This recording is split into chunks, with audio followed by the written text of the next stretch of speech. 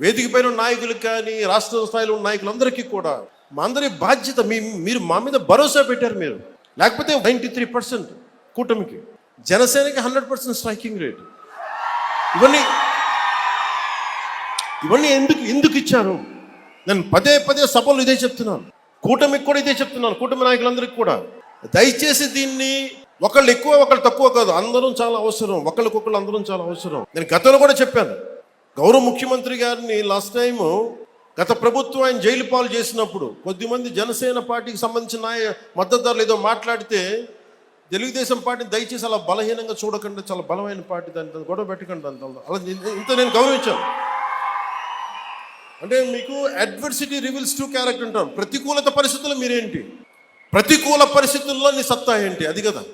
అంటే కష్టాలు ఉన్నప్పుడు నేను ఏం చెప్తున్నానంటే, మేము ఏ రోజు కూడా ఏ పార్టీని తగ్గించలేదు.